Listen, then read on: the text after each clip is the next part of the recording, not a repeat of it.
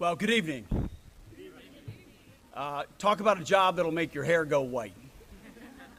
But what a pleasure it is to be here tonight. Colonel, thank you very much for hosting us.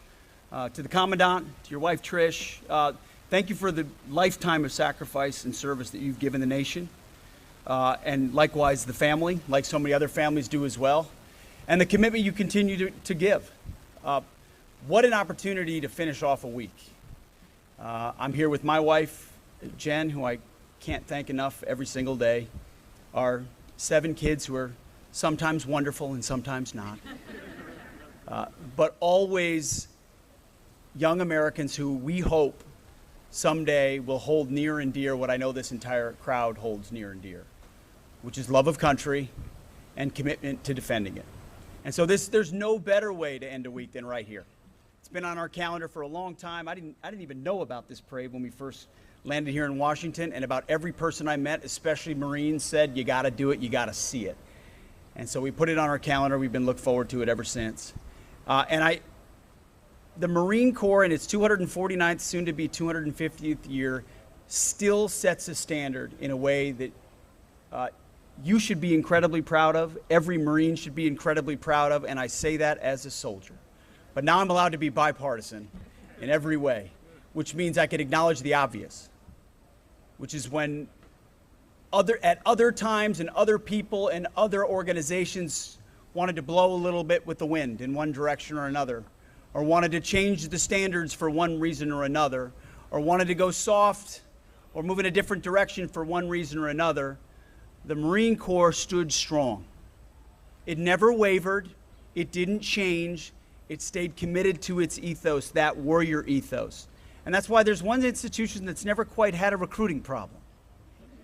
It taps into the fighting spirit of the men and women of America who want to be challenged, who want to serve something greater than themselves, who want to do something difficult and tough and gritty, who want that K-bar in their teeth, standing a watch for the nation. And that has been the Marine Corps.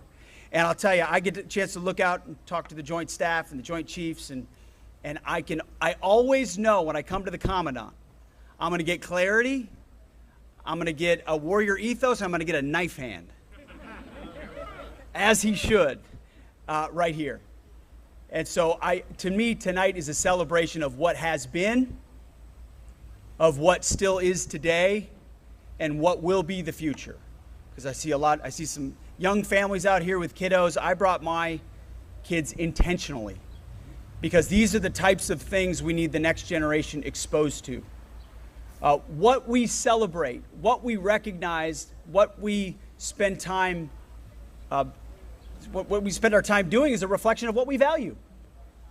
And in a society full of social media clickbait and celebrity worship, I want my kids, I want yours, I want our society looking up to these men and women in these Marine Corps uniforms.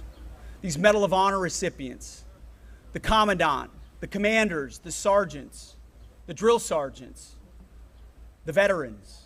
Because it was a parade in small town Nowhereville, Minnesota. Wanamingo, Minnesota, population 296. Small farm town where I used to go with my parents every Memorial Day, every 4th of July, and you would watch the parade, and it was like blink and you miss it. It's like the one sheriff, the one fire truck, the high school band, and the group of vets. And, you had the World War II vets, and then you had the Korean vets, and you had the Vietnam vets, and then you had the Gulf War vets when I was a kid who were still fitting into their uniforms. But the entire town rose to their feet for these men and women who had done something exceptional. And, I'm sure they weren't marching they're not going to be high speed like we're going to see tonight, but they were proud, and the town was proud of what they'd done. And if it was Memorial Day, we marched all the way down Main Street, that wide Main Street, down to Memorial Park, because the parade was not about the vets marching, it was about those in town who'd given everything. And that perspective as a 10-year-old and an 11-year-old and a 12-year-old and a 13-year-old and a 14-year-old, I can't tell you there was one moment, but I'll tell you it was the aggregation of those moments, of those memories of watching that town celebrate, where a light bulb suddenly went off and said, wow, those men did something special. They did something exceptional. And I hope someday I can play my small part. Maybe I can do that Maybe I can stand up for my country. Maybe it'll be my turn someday. And our country needs to do more of those things where we elevate those people and say, that's a model citizen. That's what it means to serve. That's what's special and important to us. So this is a microcosm of that, but thank you for doing it. And what a privilege it is to be here with my family. I hope we can help showcase things like this even more often, showcase the warrior ethos to the world. And that's our mission: revive the warrior ethos, rebuild our military, and reestablish deterrence. The eyes of the Marines that I see in the Indo-Pacific are the eyes of deterrence. Just as much as those beautiful B-2s that flew all the way from Missouri are the sign of deterrence to the rest of the world. It is on your shoulders that we stand, and it is to you that I am committed. So much of our Pentagon staff here are committed each and every day to simply have your back. That's all I ever wanted when I was a young leader. I wanted leaders that gave me a clear mission, the resources to do it, the training to do it, so we were ready, and then had our back when we had to make difficult decisions at difficult places that politicians in air-conditioned offices will never understand. That's our pledge to you. That's what President Trump always wants me to communicate to you, and that's what we will follow through on. So thank you to the United States Marine Corps for holding the line, for holding the standard in this country, and for still doing it today, Commandant. So we appreciate you, we salute you, and we look forward to one hell of a parade. Thank you very much. Appreciate it.